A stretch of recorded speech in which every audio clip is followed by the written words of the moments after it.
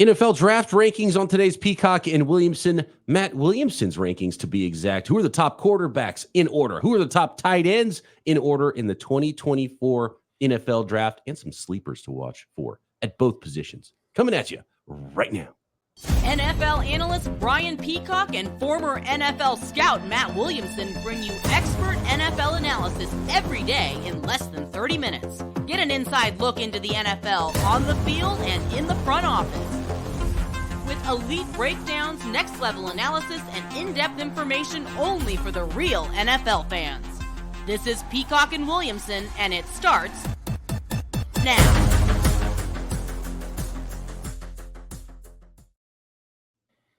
Welcome to the Peacock and Williamson NFL Show. Brian Peacock alongside Matt Williamson at BD Peacock at Williamson NFL. Thanks, everybody, for making us your first listen on the Locked On Podcast Network, your team every day. We love our everydayers, and we love it when you subscribe on YouTube and everywhere you get your podcast. Today's episode of P&W is brought to you by FanDuel. Make every moment more. Right now, new customers get $200 in bonus bets with any winning $5 bet. That's $200 if your first bet wins. Visit FanDuel.com/lockedon to get started. All right, quarterback rankings. We're gonna do your official rankings as we do every single year, Matt. And it starts with the quarterbacks, and the draft is going to start with the quarterbacks. How many go early? What is the order that you rank them in? Not the order you expect them to go in, Matt. Let's start with QB1. Yeah, and I do think 4 of the first 5 picks will probably end up being quarterbacks when it's all said and done. And I don't know that this is truly a transcendent quarterback class, or if Caleb Williams, my number 1 quarterback, pretty easily is a transcendent NFL prospect. I think that's a little harsh for these guys. I do find it pretty interesting, though, those 4 that we expect to go high, Williams and Drake Maye had so little around them this year. And it's not like they're terrible programs, but their blocking was terrible. They were forced to play hero ball time and time again. And Jayden Daniels and JJ McCarthy were on powerhouses. You know, I mean, Daniels was thrown to 2 first-round picks. And I just think it's hard. And to be honest, I'm still digging into these. And I'm kicking some things around. What if Maye and Daniels would have swapped teams? Or what if McCarthy and Williams would have swapped teams? You know, like, I think it's hard to separate the quarterback from his situation. But go ahead. I got another layer to that.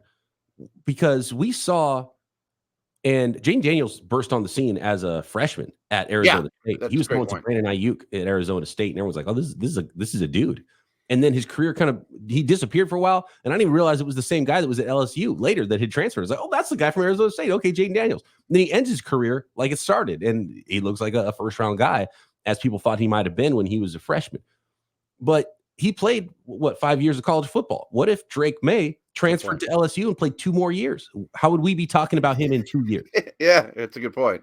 And McCarthy's quite young as well. Yeah. You know, I mean, so that's a ton. You know, I mean, like, I don't think the NFL looks at these guys and be like, I don't want to take him because he's too old and we're not going to get many years out of him. I mean, it's not Brandon Weeden's situation. No. But some of these 6-year dudes, including like Penix and Nix and those guys, should be good, should be in total control. You know, they shouldn't be making mistakes. The game should slow down for you.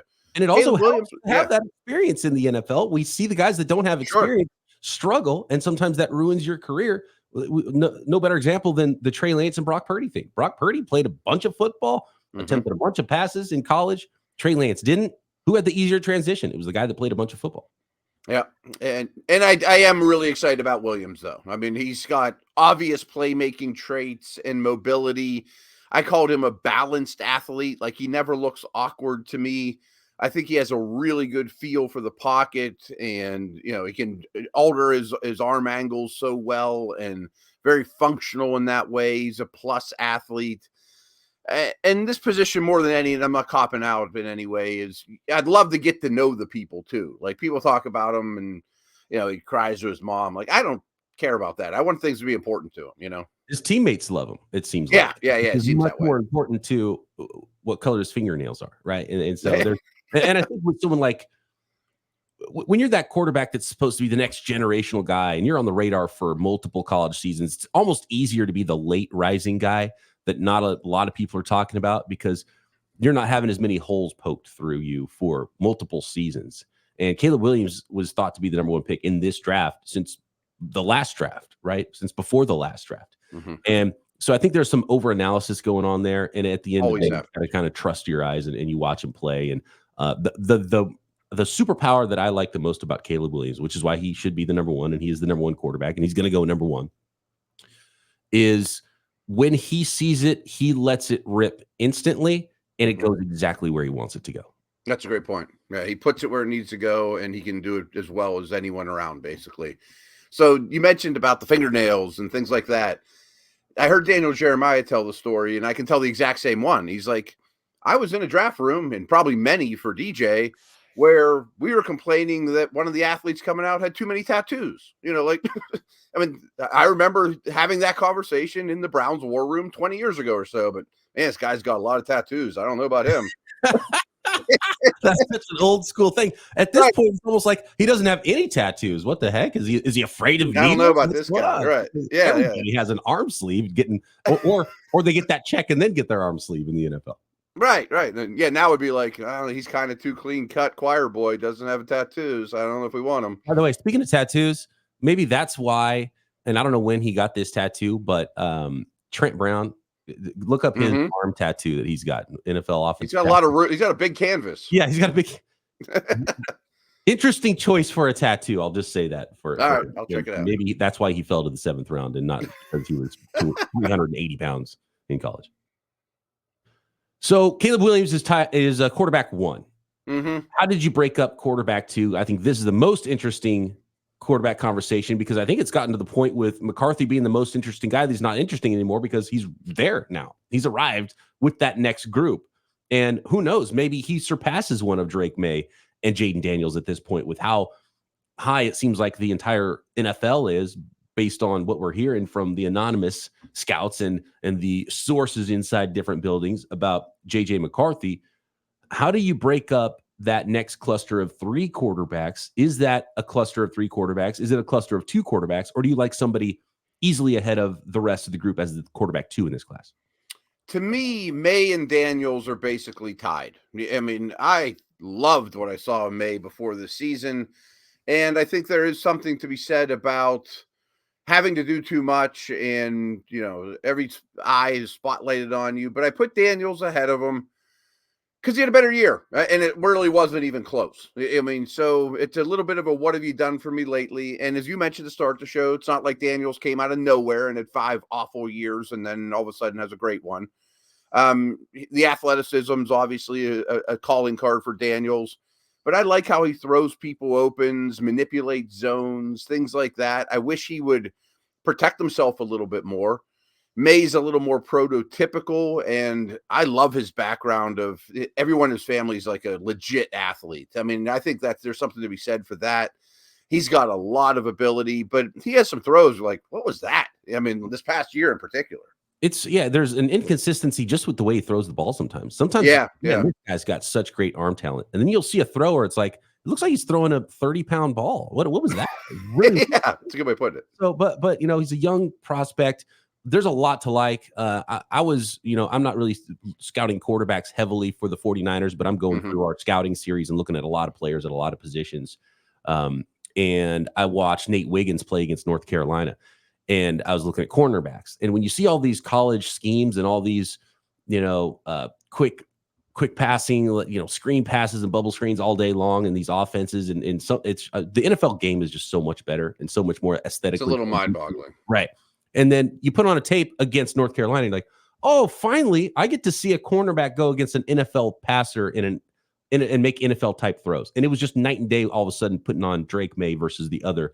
And you know, these weren't guys necessarily every time, but it was different. And it's like, okay, this is an NFL quarterback. That's what it's supposed to look like. And by the way, Clemson beat them, and that wasn't Drake Maye's best game either. But it was like that. It just stood out. I was like, okay, here's an NFL quarterback. This is what it's supposed to look like. And so these are translatable reps. You know, like, yeah.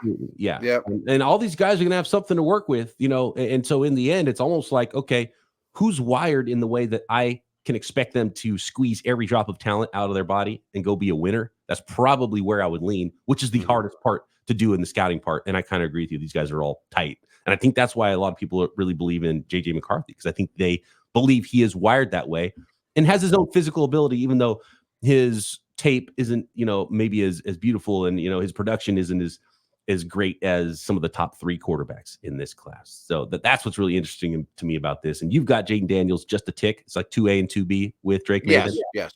I could understand going either direction too. All right, next, who are quarterbacks 4, 5, and 6 in order? And could we see 6 quarterbacks in the first round plus a sleeper to watch for next?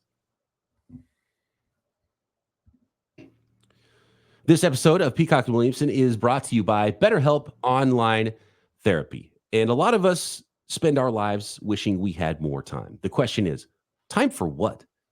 If time was unlimited, how would you use it? The best way to squeeze that special thing into your schedule is to know what's important to you and make it a priority. Therapy can help you find what matters to you so you can do more of it. If you're thinking about starting therapy, give BetterHelp a try. It's entirely online, designed to be convenient, flexible, and suited to your schedules. You fill out a brief questionnaire, you get matched with a licensed therapist. You can switch therapists at any time for no additional charge. So learn to make time for what makes you happy with BetterHelp. Visit BetterHelp.com/lockedon today and get 10% off your first month. That's BetterHelp, HELP.com/lockedon.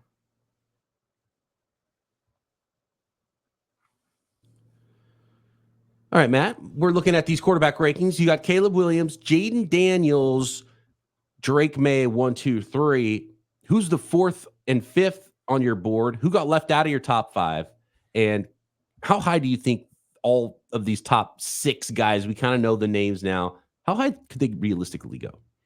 I think they're all gone in like the top 40. And I think Nix and Penix could be the Will Levis this year. Like the Raiders move up from the 13th pick in the second round to the first pick in the second round or something like that. I have McCarthy 4. It flat out bothers me that he wasn't asked to do much. You know what I mean? I mean, he was really, really good on third downs. He was really good when it mattered. That's great. But I mean, handing the ball off 100 times in a row against Penn State's a little strange to me.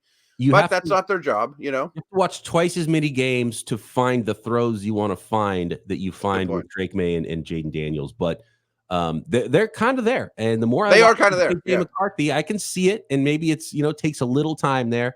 And he does have physical ability too. This isn't like I've seen comparisons to Mac Jones for him. I like JJ McCarthy much more than Mac Jones, but I had Mac Jones as more of a high second round guy. And I was shocked that people were talking about him at the 3rd pick and even pick 215 with the Patriots. Obviously, we know now was too high, but we're talking about JJ McCarthy with the 4th pick.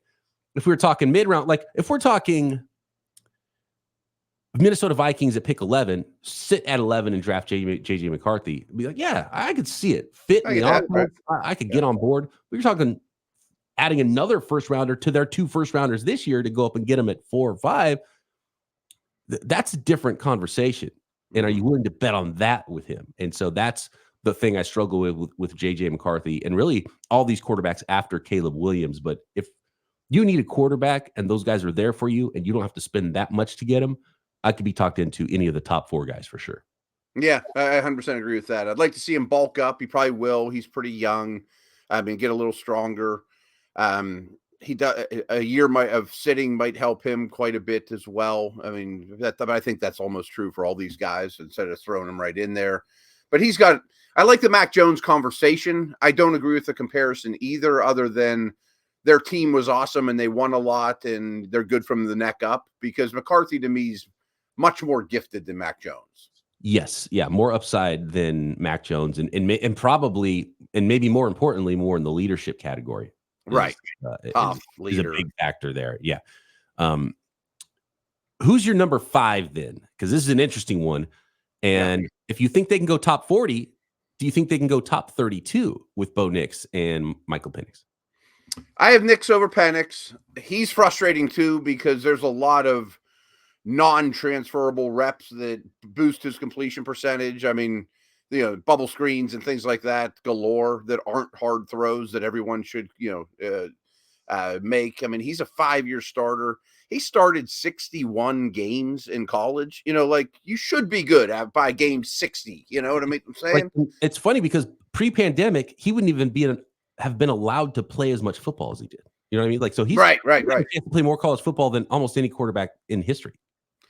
I do think he could go, and I mocked him there to the Broncos in the first round. I mean, just because his processing, his accuracy, I bet is very appealing to Peyton. I mean, I think that's a really good mix. Or he could fall out of the first. I could see people saying, he has Kenny Pickett upside, not, Josh Allen upside. That's actually a really good comp. It kind of is, yeah. Bo Nix. I think he's a second round guy. I wouldn't. And actually, I like Penix, I think, a little bit more just because I think I like his arm. I like his arm more. I do too. I mean, he's a bet on that. And, there's a lot to like with Michael Penix. So I have Penix over Bo Nix. I think Bo Nix is a guy you draft as a backup and hope you get more. And, Penix, I like a little more than that, although I probably wouldn't take Penix in the first round either. So I kind of like Penix as a top 50 guy. I like Nix more, even like late to early third round type of guy. I could see him in, middle of second round, but I'm not trying to fight to get back in the first round to get him, where I could see someone do that for Penix with the way I view these two guys. But it's a really interesting group of quarterbacks, and they're not all fits for every scheme and every coach either. So I could see a team. No, it depends what you're looking for. Like in the first round, I could see a team loving Jayden Daniels, and then another team like, oh no, we like Jayden Daniels is number 4 for us, and we like JJ McCarthy, and we like Drake Maye because they've shown more ability to throw the ball over the middle of the field with timing, and that's the offense we run. Where another coach is gonna be like, well, this guy's just more talented and we can do bigger plays, and we like to utilize an athletic quarterback, and we have a way to utilize this guy. So that'll be fascinating. And really what happens at 2 with everyone's kind of just penciling in Jayden Daniels there now, but if Drake Maye goes 2, I think the draft could get very interesting.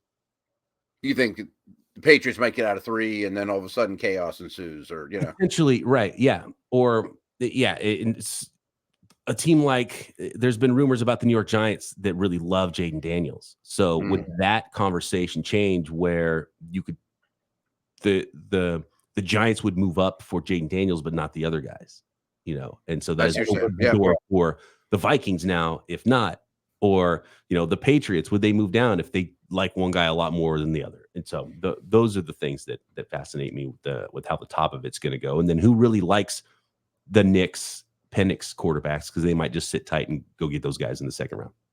I mean, this is a much bigger conversation probably for next week or something like that. But I can promise you, and no one's told me these things, the Patriots at 3, the Vikings, the Giants, they're probably not just happy with any of the 4. Like they're going to have distinct tiers. They're going to care, right? They're going to care, yeah. Oh, sure. Just give us any quarterback you want, whoever falls. Sure, that's fine. Yeah, it's not important to love the quarterback that you're about to attach yourself to. Your entire career, Bond. Yeah. Real quick on Penix. I love how he throws the ball too. I mean, he is a gunslinger. He's a big game hunter. He chucks the ball down the field. He's got a power arm. My concerns are, I don't think he can make free rushers miss, and and some of that's that Michigan game sticking with me the last time I saw him. And I don't know if I hold this against him or if it's a plus, but you're throwing to 3 NFL receivers. There's a lot of throws that are deep completions that are total 50-50 balls that he just chucks up in the air, and his guys are better than your guys. Yeah. And then you're like, oh, was that a strength? Because he's willing to throw a tight window where other quarterbacks have to see it first. And right. So, if he is Justin Jefferson, he does it. We're like, oh, that's so smart. Right. Your one sleeper quarterback. How deep is your sleeper quarterback in this class? Yeah. There's actually 3. I just want to throw the names out there. I'm also high on Spencer Rattler. I think he has potential to be a starter. I picked Devin Leary from Kentucky. I'm lobbying like the Steelers to take Jordan Travis from Florida State. He's probably going to redshirt this year. He's been picked a lot earlier than that. And Tulane's Michael Pratt also interests me. I mean, those 4 to me, I could see a world where they turn into a starter maybe. I mean, if everything falls perfectly. Let's talk tight ends next. Who are the top 5 tight ends in this class in order according to Matt Williamson, and your sleeper tight end in the 2024 class next?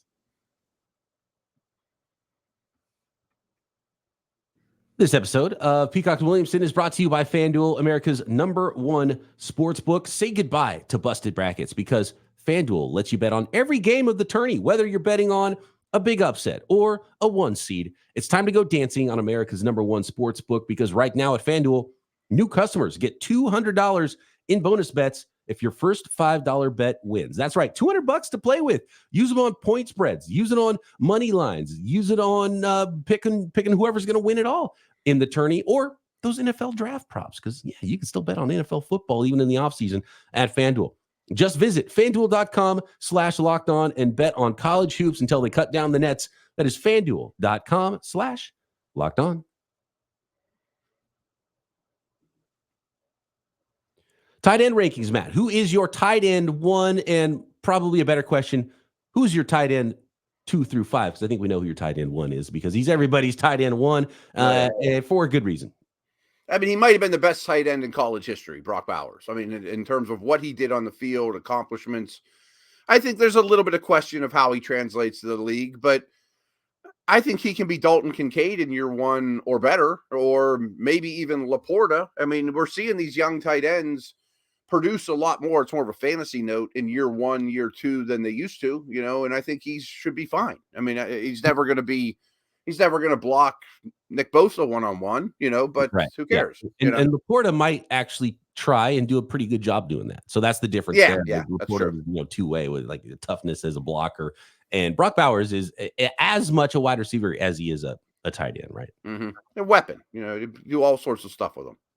Good after the catch, Who is your number 2 tight end then? It's a massive drop-off, and I'm not even particularly fond of this player, and that's Jatavian Sanders from Texas. Super high recruit, and you can see why. He stretches the field. He didn't test as well as I like. I don't know that I'd use a second-round pick on him. He doesn't really block all that much. I mean, he kind of has like a Darren Waller light feel to him, to me. It's sort of eye of beholder with the rest of this tight end class, and I could see him going in a lot of different orders because some of the guys are more, big and impressive combine athletes, and there's not a lot of production here as receivers too, and some of the guys you view more as a split out tight end. So it's like, okay, do we value this? And he's not going to be a guy who's going to block very well because if you're going to draft a guy like that, he better be dynamic like Brock Bowers is. And there's not a lot of that. And even with someone like Jatavian Sanders, like, okay, big time recruit, big time athlete, but should have been even more production there, and you're banking on his ability as a receiver and not as a blocker for a tight end. That's more difficult. I like the number 3 guy on your list for that reason because he shows more ability to be.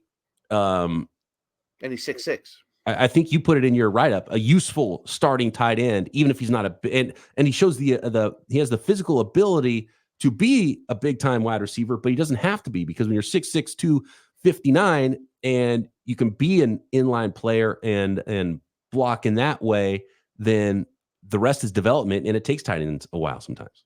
And that's Theo Johnson from Penn State, and they have a little bit of history of underusing those guys there, but I think he could be a much more productive pro than college player.